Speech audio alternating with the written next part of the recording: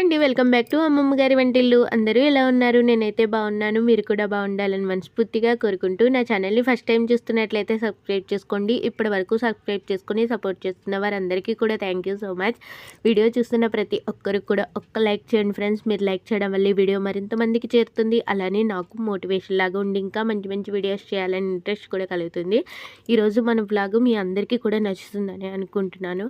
ఒక సింపుల్ ఉసిరికాయ పచ్చడి ప్రాసెస్ అయితే చూపిస్తున్నాను. స్కిప్ చేయకుండా ఎండ్ వరకు చూడండి. నచ్చినట్లయితే లైక్ చేయడం మాత్రం మర్చిపోకండి.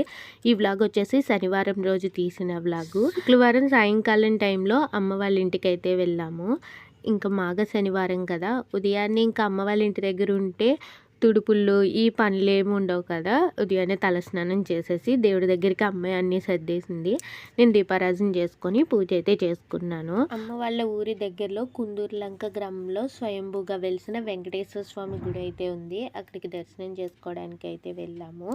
ఒకరి ఇంటి దగ్గర వేప చెట్టు మామిడి చెట్టు ఉన్న చోట కొంచెం లోతులో వెంకటేశ్వర స్వామి నేను వెలిసాను అని చెప్పేసి విగ్రహం ఉన్నది, నన్ను గుడి కట్టించండి అని చెప్పి ఒక ఆయనకి కల్లో వచ్చి చెప్తే ఒకరోజు ఆయన తవ్వి చూస్తే ఇలా పంచలోహాల విగ్రహం అయితే దొరికింది. లక్ష్మీదేవి ఏమో వాళ్ళ ఇంట్లో పూజా మందిరంలో పంచలోహాల విగ్రహం ఉండేదంట. వాళ్ళు శ్రీశైలం ఎక్కడో తీర్థయాత్రకి వెళ్తే అక్కడ చీమల పుట్ట కింద వేసేసి అలానే పూజా మందిరంలో ఉయ్యాలలాగా కట్టి అందులో విగ్రహం పెట్టేవారు ఏమో, సంథింగ్ తెలీదు. కానీ ఆ ఉయ్యాల్లో అమ్మవారు ఉన్నట్లుగా, ఉయ్యాల ఊపకుండానే ఊగినట్లుగా, అలాగా అక్కడేమో మహాలక్ష్మి అమ్మవారు వెలిసినట్లుగా, ఇక్కడేమో వెంకటేశ్వర స్వామి.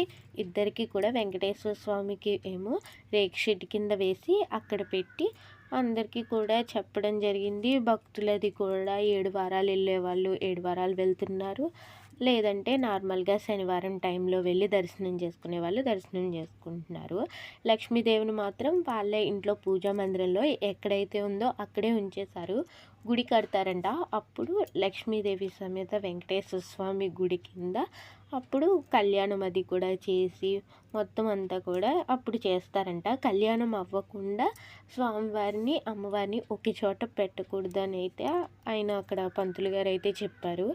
ఇంకా మేము దర్శనం చేసేసుకొని మా ఊర్లో ఉన్న వాస్తవమూర్తి సమేత వరలక్ష్మీదేవి గుడికి కూడా వెళ్ళి అక్కడ కూడా దర్శనం చేసుకొని అమ్మ ఇంటికి వచ్చేసరికి టిఫిన్ అయితే వేసించేసింది. దోశలు మైసూర్ బోండా అయితే వేసింది.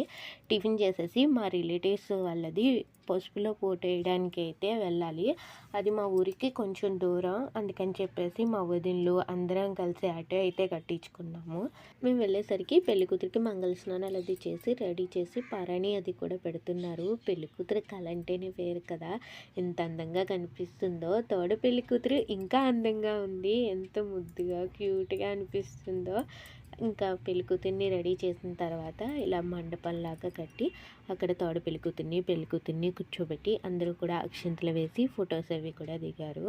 మేము కూడా అక్షింతలు వేసి ఫొటోస్ దిగి ఆ తర్వాత ఇక్కడ చుట్టూ కూడా ఖాళీ ప్లేస్ చాలా ఎక్కువగా ఉంది.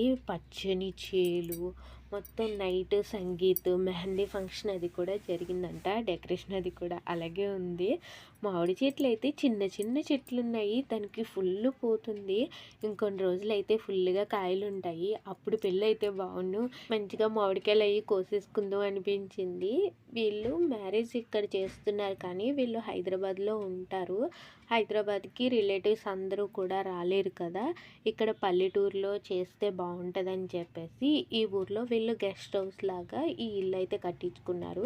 చల్లటి వాతావరణాన్ని ఆస్వాదిస్తూ ఈవినింగ్ టైంలో అది కూడా సరదాగా కూర్చోవడానికి ఇలా తాటాకులతో పాకలాగా కట్టి చుట్టూరు కూడా రౌండ్గా కూర్చోవడానికి టేబుల్స్ లాగా కట్టేశారు. చిన్నగా పార్టీ అది చేసుకోవడానికి సరదాగా కూర్చుని కబుర్లు చెప్పుకోవడానికి బాగుంటుంది.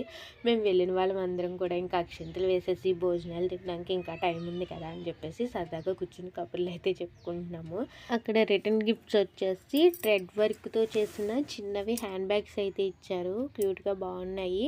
ఎప్పుడైనా ఎక్కడికైనా వెళ్ళినప్పుడు చిన్నది వాటర్ బాటిల్, ఫోన్ అది పెట్టుకోవడానికి బాగుంటుంది. పసుపులో పొట్టేయడానికి వెళ్తే కొంతమంది అయితే శనగలు, తాంబూలం మాత్రమే ఇస్తారు. కొంతమంది ఇలా రిటర్న్ గిఫ్ట్స్ కూడా ఇస్తారు. ఇంకా మేము కొంతసేపు అలా కూర్చున్న తర్వాత భోజనాల టైం అయిపోయిందని చెప్పేసి భోజనాలు అయితే చేసేస్తున్నాము. లంచ్ చేసిన వెంటనే ఇంటికైతే బయలుదేరిపోయాము. ఫంక్షన్స్ ఉంటే అన్నీ ఒకే రోజు వచ్చేస్తాయి. ఆ రోజు మ్యారేజ్ ఉంది, ఈ పసుపులో పోటేయడం, బోని ఫంక్షన్ కూడా ఉంది. మ్యారేజ్ అయితే సాయంకాలం, ఇంకా ఈ బోని ఫంక్షన్కి భోజనానికి అయితే వెళ్ళలేదు. ఇంకా అక్కడ భోజనం చేసేసాం కదా, కనిపించి అక్షింతలు వేసి వచ్చేద్దామని చెప్పేసి దారిలో అక్కడే ఆగి అక్షింతలు వేసేసి ఆ పాపకి ఫొటోస్ అయితే తీస్తున్నారు. ఓనీలో పుట్ట బొమ్మలాగా భలే ఉంది. ఇంకా కొంచెంసేపు కూర్చొని ఇంక ఇంటికి అయితే వచ్చేసాము. ఇది మా ఇంటి దగ్గర తీసిన వీడియో. మా వారు రాలినవి ఉసిరికాయలు ఎవరో ఇచ్చారని చెప్పేసి తీసుకొచ్చారు. ఇవి నేను పచ్చడి పెడదామని అయితే అనుకోలేదు. కొన్ని ఒక రోజు తెస్తే తలకి నూనెలోకి కాసేసుకోవచ్చు కదా, ఎండబెట్టేసుకోవచ్చు కదా అని చెప్పి అవి ఎండలో అయితే ఎండబెట్టేశాను. ఇవి మరుసటి రోజు తీసుకొచ్చారు. కొంచెం ఒక్కొక్క చోట కింద పడిపోతాయి కదా, అవి మచ్చలాగా పడిపోయినవి అవన్నీ కూడా కోసేసి పచ్చడి పెడదాము. హెయిర్ ఆయిల్లో పెట్టుకునే కంటే తింటే ఇంకా మంచిది కదా అని చెప్పేసి కొన్ని ఉసిరికాయలని నీట్గా కడిగేసి క్లాత్ పెట్టి తుడిచేసుకొని ఎక్కడైనా కొంచెం మచ్చల్లాగా ఉన్నవి అవన్నీ కూడా కట్ చేసేసి ఉసిరికాయలన్నిటినీ కూడా నీట్గా తుడిచేసుకొని ఒక 5 నిమిషాలు ఎండలో పెట్టుకుని ఆయిల్లో ఫ్రై చేసుకోవాలి. ఉసిరికాయ నిలవ పచ్చడి అంటే చింతపండు అది ఉడకబెట్టుకోవడం ప్రాసెస్ చాలా ఎక్కువగా ఉంటుంది. ఇలా నువ్వులతో పెట్టుకున్నాము అంటే టిఫిన్స్లోకి బాగుంటుంది, అన్నంలోకి కూడా కమ్మగా టేస్ట్ చాలా బాగుంటుంది. నేను ఇది హైదరాబాద్లో మా అత్తయ్య వాళ్ళ ఇంటి దగ్గర తిన్నాను. అప్పుడు టేస్ట్ చాలా బాగుంది. ఉసిరికాయలు ఉన్నాయి కదా పెడదామని చెప్పేసి మా అత్తయ్యకి ఫోన్ చేసి అయితే అడిగాను. మొత్తం ప్రాసెస్ అయితే చెప్పింది. ఇంక ఈ పచ్చడి పెట్టాను. టేస్ట్ బాగుండి మా నాన్నగారికి నచ్చి మళ్ళీ మా ఇంటికి వెళ్ళినప్పుడు ఉసిరికాయలు తెచ్చుకొని ఈ పచ్చడి అయితే పెట్టించుకున్నారు.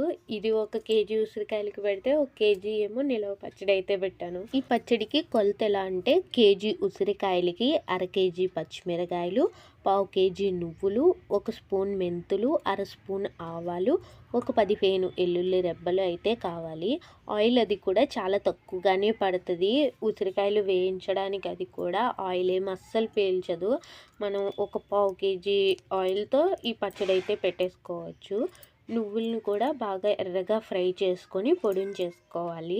పచ్చిమిర్చిని కూడా కచ్చాపచ్చాగా గ్రైండ్ చేసుకొని ఉసిరికాయలు ఫ్రై చేసుకున్న ఆయిల్లోనే వేసి ఆయిల్ పైకి తేలే విధంగా ఇలా ఫ్రై చేసుకొని ఉసిరికాయ ముక్కలు, పచ్చిమిర్చిని కూడా ఒకసారి మిక్సీ జార్లో వేసుకొని కచ్చాపచ్చాగా గ్రైండ్ చేసుకోవచ్చు. లేదంటే ఉసిరికాయ ముక్కల్లాగా కావాలి అంటే నార్మల్గా కలిపేసుకోవచ్చు. నేనైతే మిక్సీ జార్లో వేసి కొంచెం కచ్చాపచ్చాగా గ్రైండ్ చేసుకున్నాను. ఇలా ముద్దలాగా అయిన తర్వాత అందులోకి 1 స్పూన్ మెంతులు, 1/2 స్పూన్ ఆవాలను కూడా ఫ్రై చేసేసుకొని మిక్సీ జార్లో వేసుకొని మెత్తగా గ్రైండ్ చేసుకొని వెల్లుల్లి రెబ్బలను కూడా దంచేసుకొని కొంచెం ఆయిల్ వేసుకొని ఫ్రై చేసుకోవాలి. ఇలా సెపరేట్గా ఫ్రై చేసుకోవాల్సిన అవసరం లేదు. పచ్చిమిర్చి ఫ్రై చేసేటప్పుడే వెల్లుల్లి రెబ్బలు వేసుకొని ఫ్రై చేసేసుకోవచ్చు. నేను మర్చిపోయాను, అందుకని చెప్పి నేను సెపరేట్గా అయితే వేసుకున్నాను. ఆ తర్వాత రుచికి తగినంత ఉప్పు, ఒక 4-5 నిమ్మకాయలు రసం తీసుకొని రసం కూడా వేసేసుకొని బాగా మిక్స్ చేసుకొని పైనుంచి కొంచెం ఆయిల్ వేసుకొని ఒక డబ్బాలో పెట్టేసుకొని ఫ్రిడ్జ్లో పెట్టుకున్నాము అంటే 3-4 నెలలు ఈ పచ్చడి పాడవకుండా ఉంటుంది. బయట అయితే ఒక నెల రోజులు పాడవకుండా ఉంటుంది. టేస్ట్ చాలా బాగుంటుంది. ఉసిరికాయ తినడం హెల్త్కి కూడా చాలా మంచిది.